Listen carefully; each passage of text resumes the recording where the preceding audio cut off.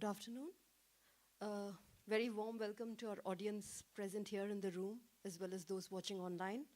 My name is Namrata Ganeri, and I work with the Center for Global Health Histories, which is also a WHO collaborating center, and I'm a Commonwealth Rutherford Fellow based there. The Center for Global Health Histories is also part of this webinar series. This is the 123rd webinar, Waste and Well-Being, Cultural Waste Disposable Practices and Health. And the center, which is also WHO Collaborating Center, has had several seminars on topical issues. The next one is going to be in Doha, at the Doha Institute of Graduate Studies, and it's called Health in Emergencies. All these are recorded, and they're available on our YouTube channel, so I encourage all viewers and audience present here to visit our channel and connect with the upcoming and the older series as well. A few words about the context of the event today. It's the third in the Culture and Health webinar series, which are meant to showcase the work of Health Evidence Network project, which is commissioned by the WHO Europe office as well as by the University of Bonn on examining the relationships between cultural waste, beliefs about waste management, and their impact on overall health and well-being of people. The full webinar calendar is available online as well as on the WHO Europe website.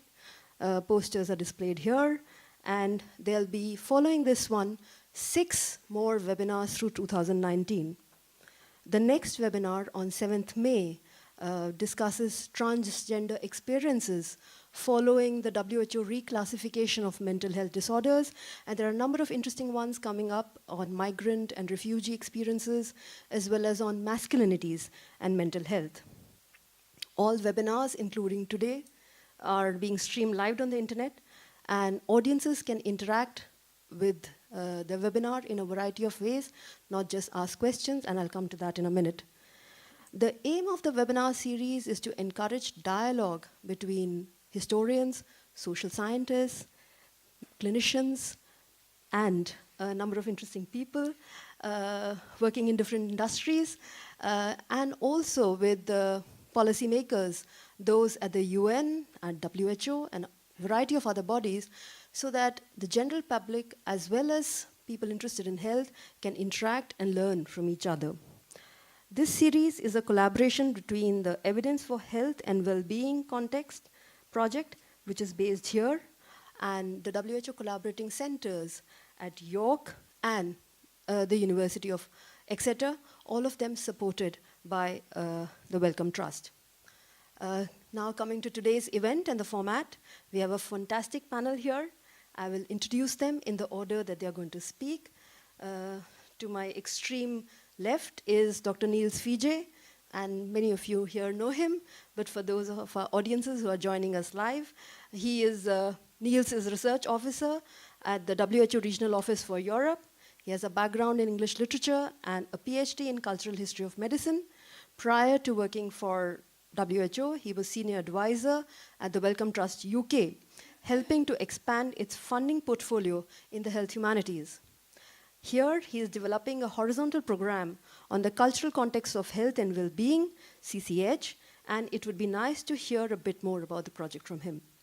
To Nils' right is Dr. Pietro Comba, who studied biological sciences at the University of Rome, and he's head of the unit of environmental epidemiology at the Italian National Institute of Health, ISS, and his research activity includes epidemiological studies of populations exposed to fibers, industrial carcinogens, toxic waste, and electromagnetic fields. So I have christened it dangerous waste. Our final speaker, Matt Orlando, does not deal with dangerous waste. He is owner and head chef of Amass restaurant in Copenhagen. In July, Amass opened on the waterfront in the former industrial area of Rusland, and he believes that gastronomy and hospitality can go hand in hand with sustainability. He's got his restaurant organically certified in 2016, ensuring that 90 to 100% of the food and beverages served at Amass are organic and free of pesticides. Matt seeks inspiration in the byproducts his kitchen produces, and some of it you can see here on display, creating unique and exciting flavors. Most of you will get to sample this. So he has discussed how the mindset of the restaurant has changed in relation to waste and changes in terms of how waste is discussed and treated in his kitchen. Our speakers will speak for a maximum of 7 minutes, following which we will invite questions and comments. Our online audiences can ask questions using Slido. As you can see, the hashtag is WHOCH. Slido is also available as an app. Audiences can also upvote and downvote questions, so we know which are the most popular questions. And this option is also available, I believe, to the audience present here. Finally, a couple of words. We've circulated evaluation forms. For the online audience, they can give feedback on Slido in the poll section. You could also share your email with us, and you could be added to the Cultural Context of Health mailing list. Now, I do not want to stand between the audience and our fantastic panel. So over to you, Nils. Thank you very much, Namrata, for the introduction. And I should also say thank you very much to you and to Sandra Bhattacharya, to the Wellcome Trust, for funding these seminars and enabling us to have this rich diversity of topics that we talk about throughout the year. So it's wonderful to be here. It's wonderful to be the person who gives you this presentation. But I should say a little caveat, which is that I'm not the expert. I'm just the voice. So the people who are writing the report and who are responsible for its production, it's still kind of in the process of being produced, are at the WHO Collaborating Center for Health Promoting Water Management and Risk Communication in Bonn. And so I want to thank them in particular for putting together the notes for this presentation and helping me with some of the content. So their names are Julia, Andrea, and Thomas. I hope you're watching. But thank you very much for all the work that you're doing and that you've done in preparing this seminar. So I am going to continue sitting down because I realize I've got a lot of buttons to push and things to hold and stuff in front of me. I hope you don't mind. But I'm going to take you through a few slides. And I'm going to start with just a brief overview of the cultural context of health and well-being project. Well, actually, maybe I'll stay on this slide for now. And then I'll talk a little bit more specifically about the report that we've commissioned, and then take you into some of the details, well, some of the very top-level details that are beginning to emerge from the report by focusing on one or two specific things. So to start off with cultural contexts of health. I don't think there's anybody in WHO or even the room who would be surprised to hear that the assertion that culture is a fundamentally important element when it comes to understanding the way that we think of health, the way that we experience health. That culture, in effect, is a huge component of our healthcare experience. But I think, and things like the Ebola crisis, for instance, really put that into sharp relief. But there are many other examples, from nutrition to the environment to whether or not we wear cycle helmets, that have a profound kind of cultural dimension to them. And so the purpose of the Cultural Context of Health project is to try and establish something that is a little bit more permanent within WHO, that enables us to kind of work together with colleagues who have particular challenges that they think might have a cultural component to them, so that they can come to us for the relevant networks, for the relevant expertise, and perhaps to unearth some of the kind of cultural contextual issues that might be standing in the way of implementing an action plan, for instance, or driving an intervention, or doing some other work that may need a little bit more cultural context.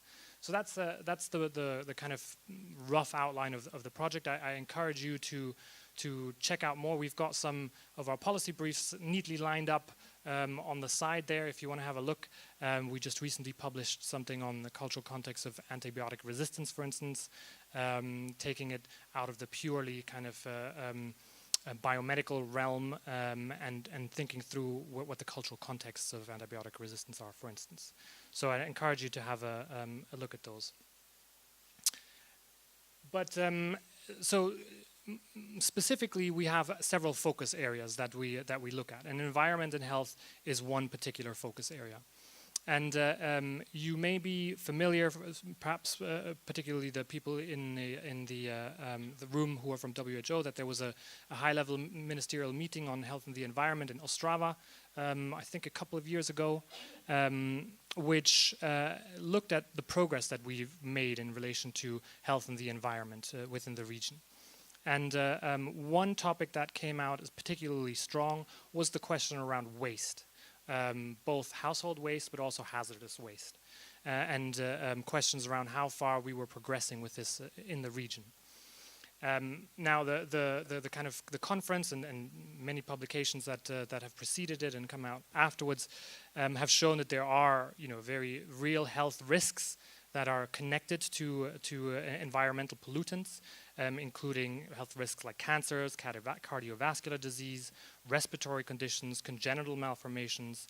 And when it comes to hazardous waste, there are risks of infection, etc., etc. So there's a very strong link between the health and the environment that the research literature is kind of corroborating more and more.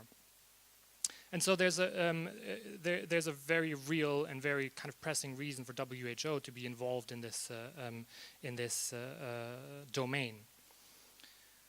One of the key things that came out of the Ostrava meeting was this idea around a circular economy, looking beyond this idea of take, make, consume, and dispose, and rather towards designing restorative and regenerative principles, maximizing efficiencies and economic gain, while minimizing environmental and health impacts. But a lot of this is kind of, it's all it's all well and good to say these things, but if we look across the European region, for instance, we see that while on the one hand, the average within the EU of waste recycling is around 43%. So within the European Union countries, we recycle about 43%. Within the European region, there's a huge differential, and in some countries, we're still up to 90% of all waste goes into landfills. So one of the reasons we commissioned this report is to try and understand whether there are cultural, contextual issues that come into play and that are responsible for this huge divergence and this kind of slow uptake in relation to reform. So the report is hopefully going to be published at the end of the year. We'll be advertising it, and also it'll be available on our website. Its exact title is Cultural Contexts of Health, an evidence review on the role of culture in waste management practices and how this impacts on health. So I'm going to very briefly talk about a few things within that report. As I say, it's still very preliminary,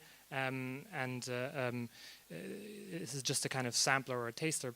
But one of the things we wanted to do is not rely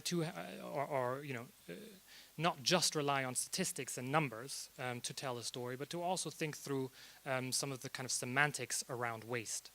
So interestingly, waste is one of these topics that has a huge range of synonyms, even just in the English language. But I'm sure we have a kind of diverse range of people here from other linguistic backgrounds, and you might want to think to yourself, what are the kind of synonyms in your language?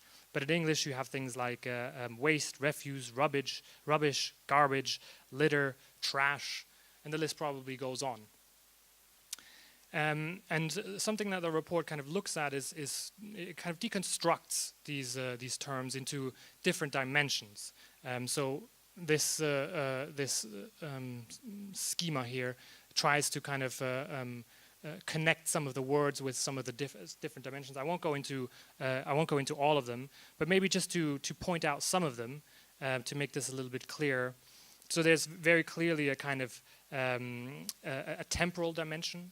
In the sense of what we consider trash now may not have been trash or even 20 or 30 or 100 years ago. And there's an interesting dynamic shift that has taken place where in the 20th century, trash and garbage used to be considered as a problem of poverty. and now it's really a problem of affluence. So just a kind of basic conceptual shift has taken place in the kind of 21st century. There's clearly an economic dimension.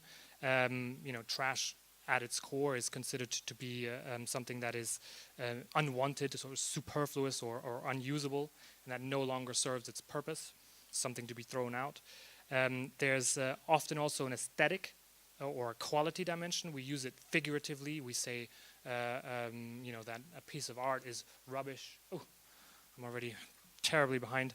A piece of art is rubbish. A presentation is rubbish, etc. So we use it aesthetically or figuratively. And there's also, interestingly, a moral dimension to waste. The idea of waste not, want not, or not wasting time, not wasting energy. So it's really richly and deeply connected into our kind of everyday life. So in the interest of time, I'm kind of skip over this a little bit, but the report also kind of looks at some specific loci, I guess, locuses of trash, and it talks about littering in the neighborhood, for instance, as a particular cultural context, and the idea that neighborhood littering has really kind of deeply felt social impacts and cultural impacts. I mean, there's those of you who, there might be some of you who are familiar with the New York subway cleanup activity that took place in the kind of 90s, which is based on this idea of the broken window theory. This idea that you really, in order to help prevent crime and in order to get make the New York subway a more salubrious place, you'd have to kind of immediately clean up the trash, the graffiti, the kind of broken windows within the subway network, in order to provide an environment where people were less likely to commit crimes. Now, I know that some of these social theories are a little bit contested, but that's one aspect of the kind of cultural social dimension. Another interesting element around waste, and particularly kind of waste cleanup, is this idea around bringing people together to do something for the community. So again, for those of you who are from the UK, that you might remember the riots in London in 2011, spreading over several days and causing a huge amount of damage and confusion and social upheaval, I guess. But one of the responses was for people to kind of spontaneously come together with their brooms as a sign of protest, but also solidarity, in order to clean up the waste and the refuge and the rubble and the destruction that was created. So I'm gonna finish with a few kind of concepts around redefining waste. I'm gonna go really quick. But I think that kind of certainly links in with what the rest of our speakers are doing. So one thing that I think we're really interested in is promoting something that's happening, everywhere already, but perhaps doesn't get its due share, and promoting this idea of rethinking how we conceptualize waste. So Matt is going to talk, for instance, about rethinking what food waste is, and trying to change culture within the restaurant industry. But there's also many other examples. So there's the example of waste in art. Many of you are probably familiar with the idea of upcycling. This is another New York initiative where somebody collects pieces of rubbish from New York and then sells them for $50 to $100 as art. But there are, there's the Japanese concept of Kintsugi, which is the idea of repairing broken ceramics that you would otherwise throw away, that would otherwise be waste, repairing them and thereby making them more beautiful. There's waste as a kind of social movement. I mentioned the idea before regarding the London riots, but there are many other examples. This is an initiative in Croydon that was a kind of local government initiative, but that spilled over into a community initiative. Maybe just finally, this is an example of how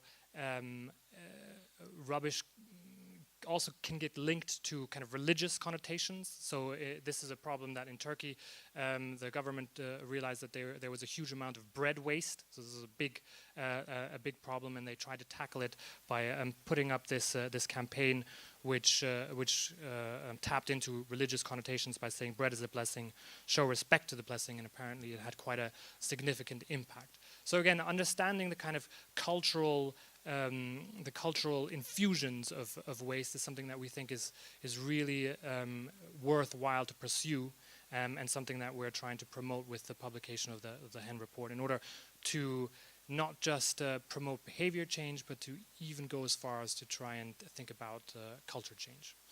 So I'm going to leave it at that. I'm sure that was way longer than I was supposed to speak. Thank you very much.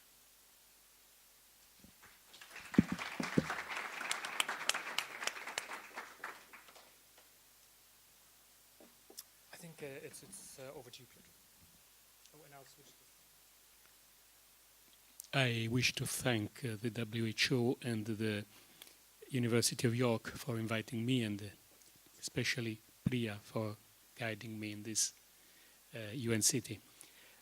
I will concentrate on one topic, industrial waste. WHO has provided us with a overall evaluation of waste and human health issues in 2015, and 2 years after, in cooperation with WHO, our institute in Rome and the Institute of the National Research Council of Italy in Pisa, we produced a systematic review of the scientific literature on hazardous waste and health. So this is a bit the frame in which we are speaking. But the issue I would like to speak today is the following, that there is an ongoing transformation in our way to look at the industrial waste management in general.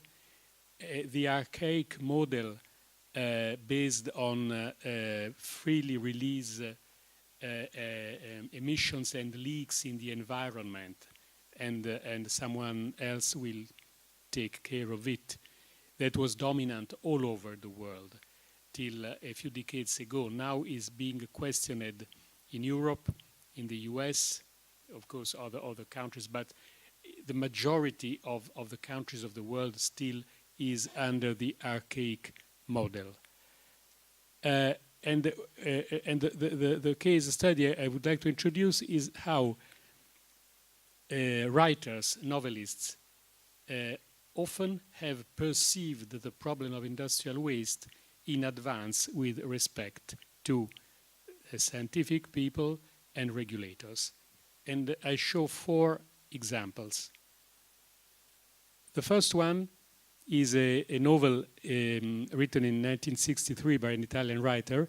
In this very nice area of Piedmont, there is a dialogue between 2 persons, and they happen to speak of the river, the local river. And he says, its water has the color of clotted blood because it takes away the waste of change of factories, and no grass grows on its banks. A damned, poisoned water that makes you feel cold in your marrow, especially if you see it under the moon. This is there. He had perceived this problem in '63. This area was recognized as a national priority contaminated sites in 1999. The second concerns a rather well-known writer, Primo Levi, who is famous for his book, If This Is a Man, where he speaks of his experience in Auschwitz. But this short story he wrote in 1970 referred to when he was a young chemist, and he had as a first job to retrieve nickel from the waste of the asbestos quarry of Balangero in the Alps. And it describes, with these words, in a stocky bare hill covered by stumps, a conical chasm with a 400-meter diameter descended similar to an image of hell. The images of the Divine Comedy, that depict hell as a cone. The operation proceeded in an apocalyptical noise in a dust cloud visible from the plain. In the year 2000, Balangero quarry was declared national priority contaminated sites, and now it has been cleaned up. So you see the difference. But the book was written in 1970. Third example, an industrial city south of Rome, Colleferro, center of the chemical and warfare industry, where the Sacco River received all the pollutants from this industrial area. And in a novel written by a writer, he is talking about life in this place under many aspects. And then there is a dialogue with a local fisherman. And the fisherman tells him that the fish of this river were like Moby Dick, big fish, every year more enormous. Had I seen the river, color of coffee. We opened the fish with a knife. Inside they were black, not white. We too, in my opinion, are black inside, not white, as a consequence of breathing the air of this place, or even worse. Again, this is a dialogue written in the 90s. This area was declared National Priority Contaminated Site in 2008.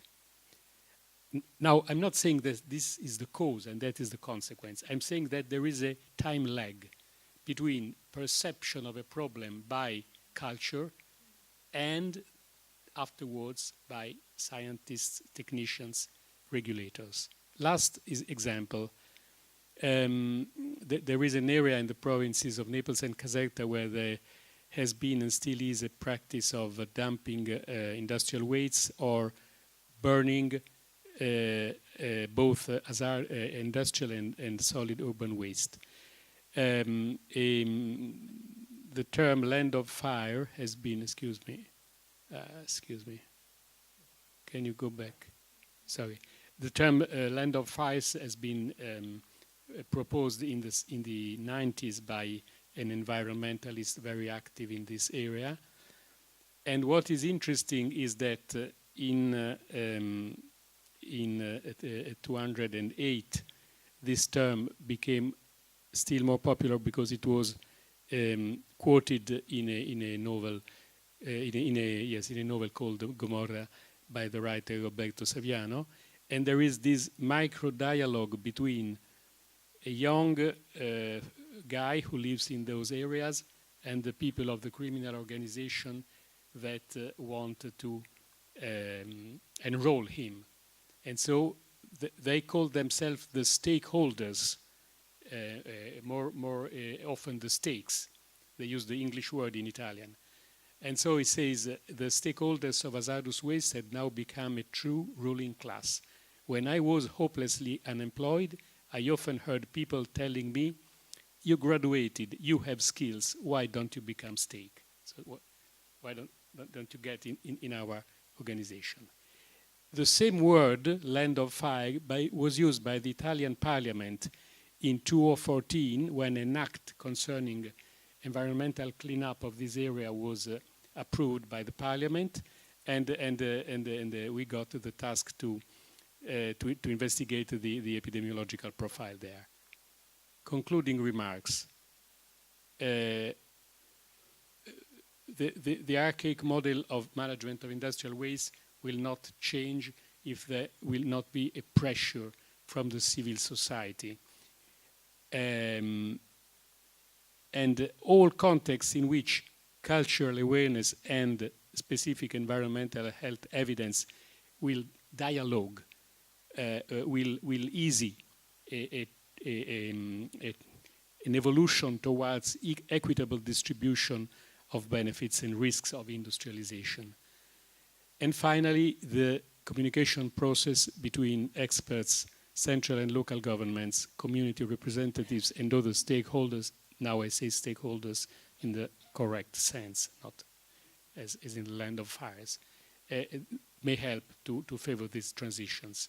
I left two documents that are can be found in the Ostrava report. Nils spoke of this Ostrava conference, and the issues of communications with the communities and their stakeholders is pivotal in proceeding in this way. Thank you.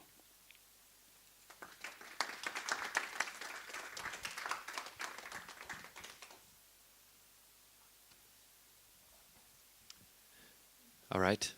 I just want to say thank you very much to the WHO and UN City for inviting me. I'm sitting amongst a few great academics, and I'm not an academic, I'm a chef, though sometimes us chefs like to moonlight as academics on the weekends. I want to talk a little bit about the culture that we are discussing at the restaurant Amass right now.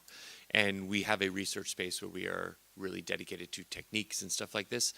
And it's only recently that we've started to explore this. And if you think about culture as being responsible, it's something that's not new. It's something that was from a long time ago. And it's only recently that our culture has become a very non-responsible entity. And I think this was defined by the Industrial Revolution. And, through any industry where refinement is involved, you create byproducts.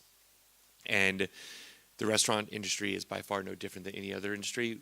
We, in fact, could be considered one of the biggest producers of byproducts on the planet. So at Amass, what we're doing is we're really exploring how do we change this. How do we look at everything we're creating as considered byproducts and turn these into something delicious? I think at this point, we have been really focused on cooking the whole product, coming up with new techniques, whether they be fermentations, whether they be, a technique where we turn stems and leaves into something that tastes like seaweed. We turn coffee grounds and lemon skins into misos. And what I have for you guys to taste today, actually we could probably pass that out now.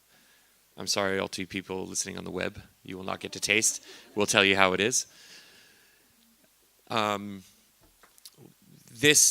was going to bring you guys a few different samples of things to taste, but I thought, nothing represents what we're doing better than a complete dish or serving. And I'll walk you through this one. It started as a dessert at Amass. We peeled the apples, we took the flesh away from the apple, and we just use the flesh of the apple. We dried all the apple cores and the apple skins. We recently opened a brewery about 100 meters from the restaurant, and we took all these dried apple cores and apple skins that represented about 50 kilos that we produced over the fall and early winter, and we brewed a saison beer with this. We then took that out of the boil of the beer, because it was about a 15-minute infusion, ran it back over to Amass while it was still hot, and we pureed all the apple cores to make this really intense puree that tastes of the malt. I'll definitely eat some. Thank you. Taste of the malt liquid that was before fermentation. It tasted of hops. It tasted of apples. It tasted of amaretto from the seeds of the apples. And we made a puree out of this. We then took that puree, brought it back over to the brewery, and we made this dessert, which is basically a puree of this apple. Then it is our leftover steamed milk from our coffee service that we infused with toasted leftover beer grains after we brew the beer. And then we took the skins of the apple, which we had dried, rehydrated, and then dried again, and we made the crumble, which is over the top. So this apple basically had three lifespans, or lives. So I like this, rather than me talking a lot about what we do, I thought it's much better to taste it. I think for us, I've realized that after all this effort of this pursuit of responsible deliciousness, that the physical making of stuff like this is actually the easy part. And what we're really trying to figure out now is how do you create a culture around this way of thinking? Because you can give someone a recipe, you can teach someone a recipe, but how do you teach someone to be working in a kitchen every day and recognize something that potentially has flavor locked inside of it? And how do you make someone cut up a carrot and then pick up the peels or the stems of that carrot and kind of have a second thought about actually just throwing it into the bin? And this has been the hardest thing for us at the restaurant. And at Amass, it's become almost like a sport in the kitchen now to actually who can come up with the next cool tasting byproduct, whether it's drying skins of carrots and salting them and then making an oil out of it, or taking our leftover egg whites and making a custard out of it, and all this stuff. So, but we haven't yet defined how this is created and what psychological aspects are part of this process.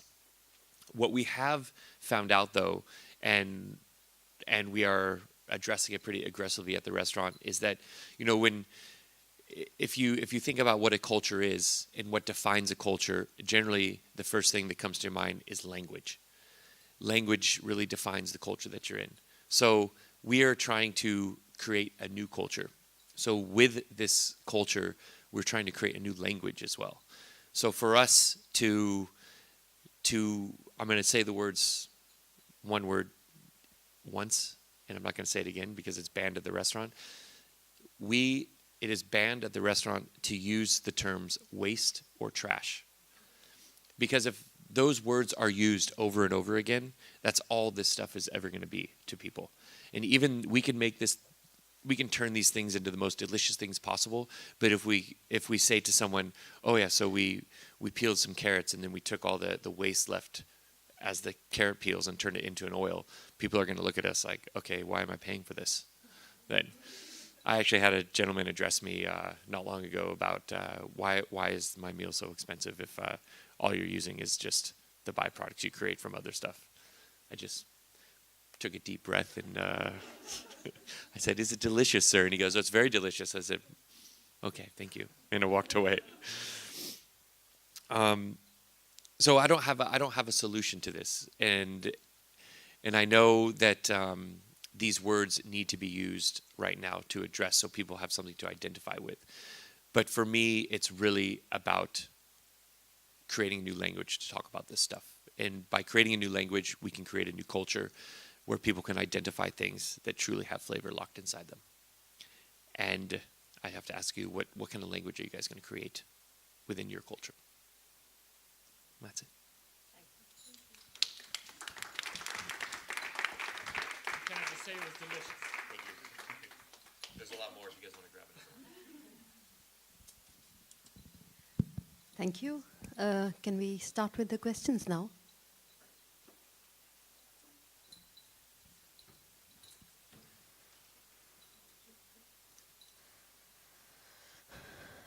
While Slido is coming up, would someone like to get a shot? Someone from within the audience? I'm going to hand the microphone around. Yes. I request you to identify yourself and then Sure. speak. Thanks a lot for that. My name is Adriana. I'm a consultant right now at the WHO here, but I'm normally an academic myself in London. I wanted to ask Matt, is that your name, a question? I was listening this morning to a radio program about the baguette in France and about how because of changes to the way baguettes are made to make them faster, they've become poorer in quality and tasteless, and so people are actually consuming less bread in France. And so there's a movement to try to regain the approach to making baguettes that involves the fermentation, but is much longer and therefore much more expensive. And what the writer was talking about is how this has actually led to inequality in access to good bread in France. And I wondered if you'd thought about how the movement that you're proposing might not be done in such a way that increases inequality and access to the types of foods that you're advocating and becomes maybe more financially feasible for, you know, the population generally. This is the most common question asked to me. Just in regards to, okay, you run a very high-end restaurant, you're doing all this stuff, and this is inaccessible to a large group of people. However, my answer to that was that we actually just opened a very affordable restaurant in the excuse me a very affordable restaurant in the brewery, which encompasses the same thought process, the same culture, the same language, because that was something that, like I said, commonly addressed when I talked about stuff like this. I also think, though, that if you are doing something correct and the price is more expensive, say the baguette is a perfect example, or say raising meat properly where it is more expensive, is that maybe those things are so expensive is that they're not something that's eaten every day. Maybe it's something that is eaten on a special occasion, or it's something that you save up to eat. And I think that things that have been made so accessible to us through industrialization when they weren't as accessible before is kind of a downfall to society in a way. And the only way we're going to reverse this, it's going to be a bumpy road. I mean, people are going to feel inequality. People are going to feel like they don't have access to things. But it's only through that road that we're going to be able to get back to how we were. So my answer to that is, yes, things will go up and people will be dissatisfied to a certain extent. But then again, things will go back to normal eventually. And these things will have a different status in our lives than they do now. Can I jump in on that? My sense is also that the kind of there's always a cost associated with being at the sharp end of innovation to some extent, it's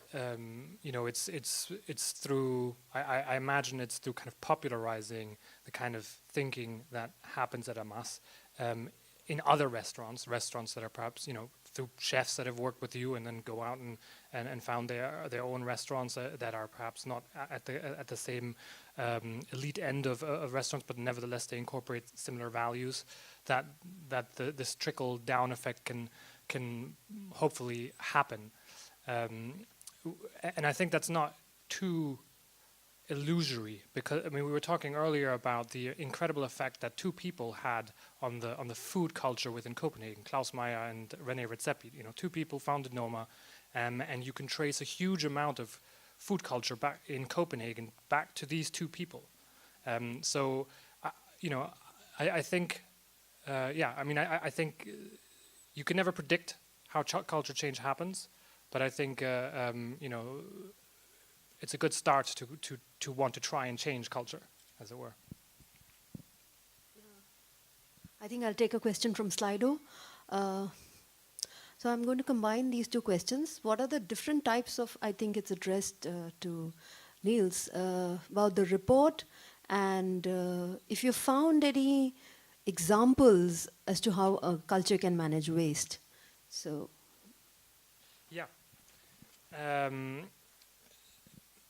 So the report is still in the kind of draft stages, and we haven't finalized exactly the types of waste we're going to be looking at. But we are going to be we're probably going to be looking at household waste. We are going to be looking at the concept of littering in the kind of community, in the environment, beaches, for instance, but also in urban settings. And we're also going to be looking at a specific kind of country example, in this case Italy, because for some reason, effectively these reports are synthesis reviews, so they cast out a wide net to see what literature there is out there to answer the research question that we've posed. So it just so happens that there is there are a number of literary publications in the Italian context that look specifically at culture and waste. So Italy is another kind of focus area for us. And we probably will choose two other examples, but we haven't quite settled on those yet. I'm sorry, what was the other question? Can I ask Pietro? Yeah. Can I ask Pietro, why is it that you have so many novels in Italian dating back to '63? Probably you can talk about the culture and waste thing and follow on from Nils.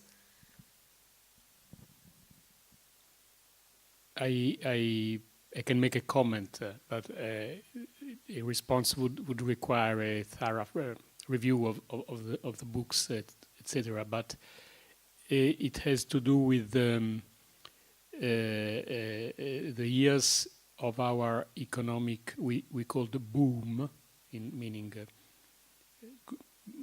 massive growth of our production, and we became consumers more or less. We were not consumers before. We became consumers. And there is a great writer, Paolo Pasolini, who in those years gave a sort of alert that we were changing our soul in a way.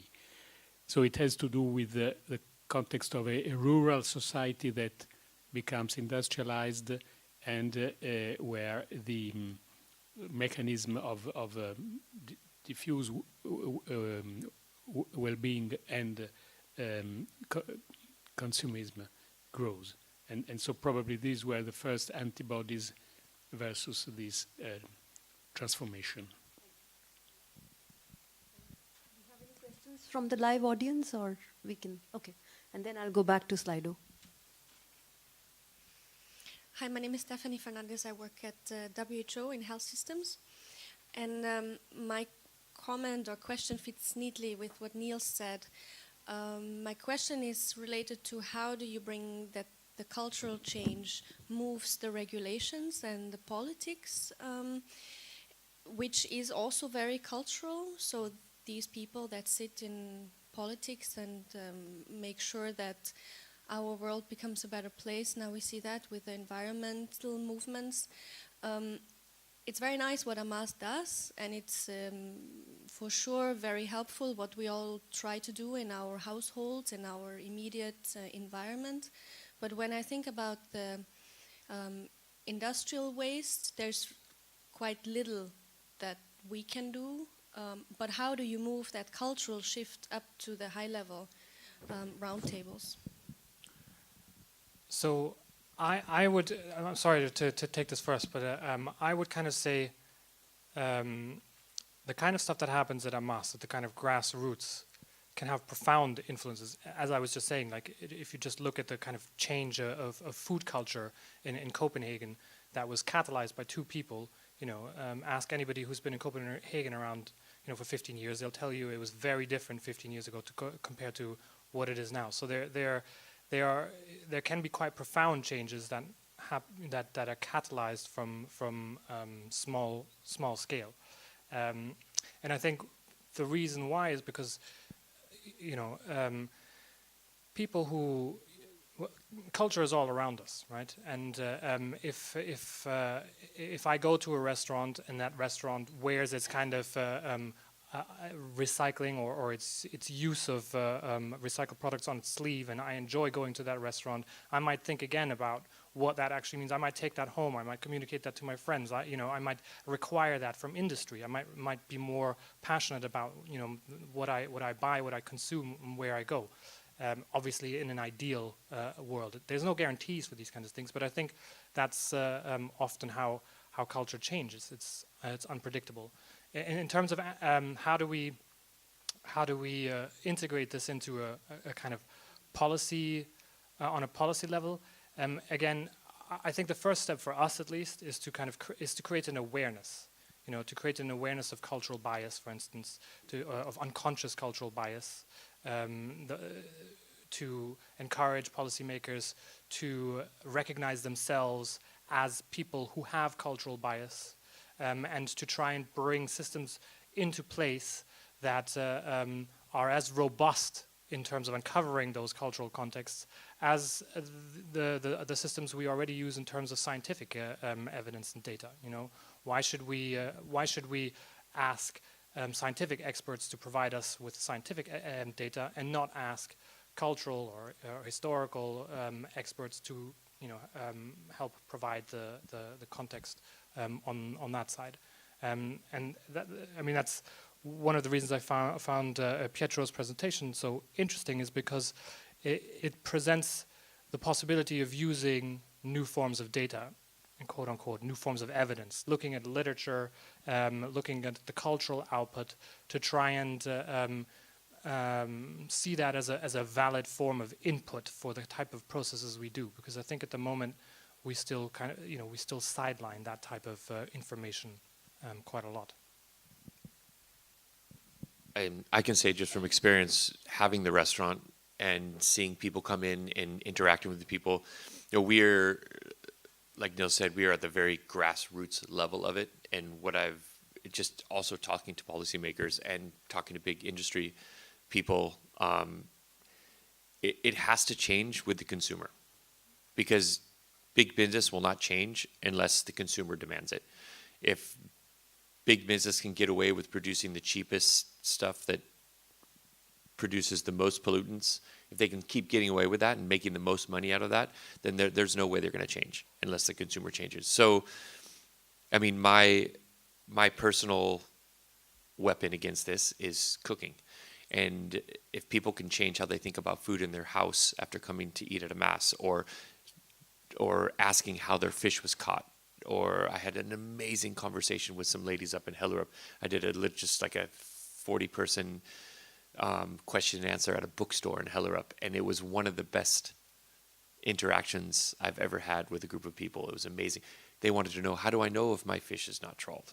How do I know? And they wanted information. And so we, at the restaurant, we actually have a whole, on the back of the menu, a whole list of terms that you can use when you're out buying vegetables and buying fish and buying meat to ensure that you're getting the no hormones or pesticides and stuff like that. So that's kind of our weapon to start small, and hopefully that starts conversations amongst their friends and spreads like that. And I think that's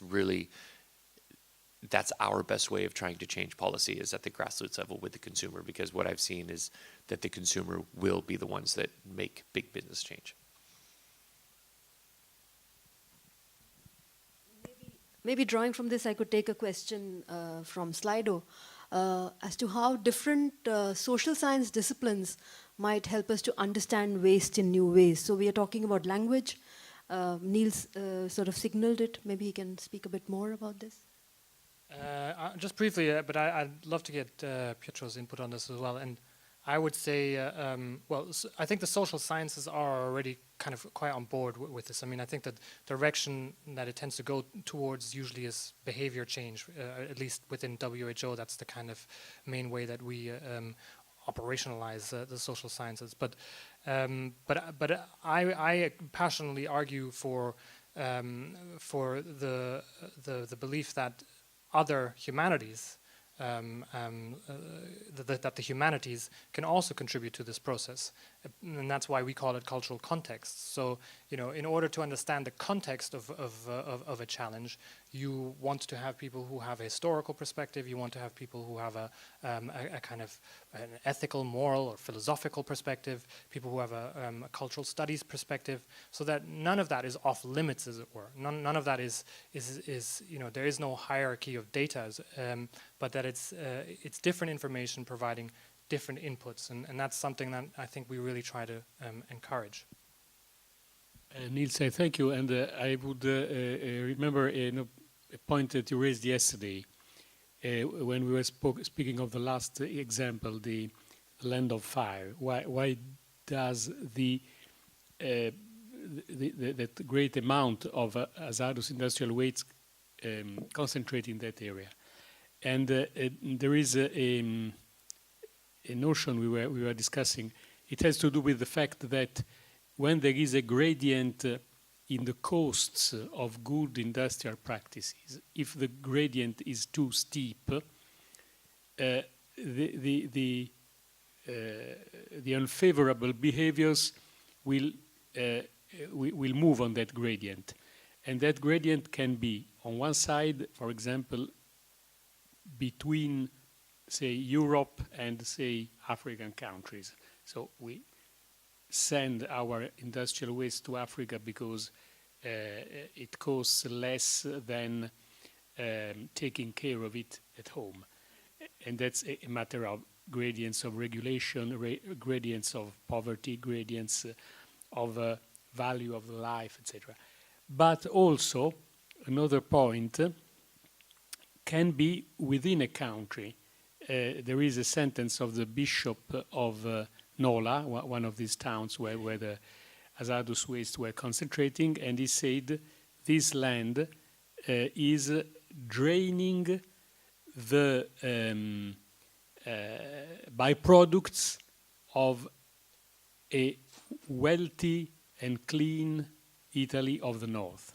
So there is a north-south gradient within the country, and all the mechanisms are mechanisms that economists and social scientists can probably tackle better than us. But we were on that yesterday, and we were really saying yes. At the end, things meet, so to speak. Do we have any questions from the live audience, or can I go back to Slido? Are there any successful examples of civil society driving innovative approaches to waste management? Any other examples that you can think of apart from what has been already discussed? Thank you. I mean, that would actually be an interesting project to just kind of gather case studies or case stories of that type of activity. I mean, something that I didn't mention is a movement around Freeganism, called Freeganism at the moment. I think it's maybe 10, 15 years old. It used to be, I think, just called dumpster diving, but it is now the idea that you try to use products that restaurants or supermarkets in most cases throw out because it's past the use-by date, but only by a few days, and in all likelihood it has no, and it's the quality is still fine, but supermarkets are no longer allowed to sell it. So and that in turn has sparked another movement called Feed the 5,000, which is a kind of gathering where they try to try to feed, I think, as many people as possible using products that would otherwise have just ended in the bin. But I mean, I think there are. I don't know if anybody else has any other examples, but there, I'm sure, are many of these examples. But it's a pity that they don't kind of trickle off the tongue, and that's kind of, I guess, what I started out with. I think one of the things that we want to do with the report and also with the Cultural Context Project is to kind of promote those stories a little bit, and to kind of say, okay, we focus a lot on the technological solutions. Especially as an organization, our kind of impulse is to find the silver or the magic bullet. But in reality, a lot of these problems are hugely complex, and in all likelihood, there is no magic bullet. So really, let's also let's look at this from multiple perspectives, including the cultural one. Thank you. Now, using my chair's discretion, a popular question which I'd like to ask Matt: where has your inspiration come from? Or have you also come across any exciting examples of innovative approaches to food waste that inspire you what you're doing? So over to Matt. I think my inspiration mainly comes from seeing the dark side of the restaurant industry and seeing what kind of byproducts are produced from that and how they're just kind of left behind. And I tell you, every day we talk about amongst the staff, okay, we're using these egg whites that were generally discarded, they're half cooked, but we figured out that at that temperature only 12% of the protein actually cooks, so in actuality 88% is still raw. So through various processes, we're able to harness the cooked and the raw egg whites, separate them, and through various processes, reuse them again. And if you look at it, that's 500 kilos a year of a product that generally had gone in the bin. And then every time we come up with a new process and you see that, that's the inspiration. How many years, how many hundreds of kilos in my career have I thrown out of these egg whites until we found this way to do it? So that finding those little things and then quantifying those into large numbers, that's how we kind of inspire ourselves to move forward with this and looking for the next thing. And so, the other question was, any examples of? There's a big movement, and since we have a brewery now, that's a whole other world I've been exposed to. There's a big movement within the brewing industry right now to address the spent grains, because it is millions of tons every year worldwide that are produced. And yes, a lot of them are given away to farmers to feed their animals, but what people don't realize is that there's the protein that is still locked in that grain. It's locked in that grain. So yes, there are nutrients, but the main protein source is not available for digestion. So it just kind of moves through the animal. And so, and also through that you produce methane from the animals being alive and doing what they do.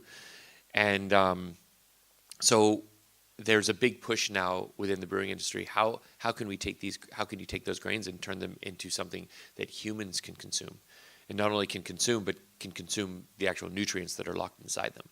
So we're working on a couple projects. I know there's another startup called Circular Food Technology in Copenhagen that is working on some process. We're trying to link up our efforts. There's a couple startups in New York that are working with the breweries out there on making power bars and releasing that protein through different techniques and methods. So yes, that's a big movement right now. Any final comments from the live audience? We have one last question. How can waste and health guidelines be adapted for local contexts? Final comments on this, please. I think that's a really good question. I mean, we have a colleague who works with us who kind of works on evidence translation. So this and I mean there's a huge amount of challenges just getting the data translated, let alone the kind of cultural contexts. But I think it's kind of the same answer that I gave before. I think we have to start with an awareness. We have to start with a kind of ambition to integrate it. And there is no, this is a terrible cliche, but there is no one-size-fits-all solution. Localizing action plans, localizing policies is a question of involving civil society, using participatory approaches, bringing in different perspectives, and through a slow fermentation, as it were, come up with something that hopefully is palatable to at least most people. I don't know if you maybe that. I don't know if anybody else has anything to add. How to localize policies. I travel quite a bit for work, and you definitely, no matter what culture or that I'm stepping into, it's something that I'm very aware of how stuff is kind of moved around and byproducts are moved around, and so one thing that I've noticed is that as you say, culture is the biggest deciding factor on whether a country chooses to address these issues or not. But if you look at some countries, people are just trying to survive, and all this what we're talking about is completely irrelevant. They don't know when they're going to eat next. They don't, and this is what we all talk about. I think it is a world problem, but it's for most people it's a very first world problem. There's problems in their daily lives that are much more severe than I think what we're talking about. But it is up to us to talk about it if we want to solve it. So, but yeah, culture for me, what I've noticed is, I mean, people on this planet are just trying to survive, and we are the fortunate ones, definitely, and I never take that for granted. This last thing makes me add one comment. There is unfortunately a crossover, so to speak, between high income and low and medium income countries, and that is the selective migration of hazardous work practices, and especially in the field of hazardous waste. Now there is the problem of the e-waste. There are areas where they are collected, burnt, in order to recover metals. So there is basically a matter of inequity, and there is a moral choice. I remember in Bonn at the 2015 meeting on waste and health, a representative of the Basel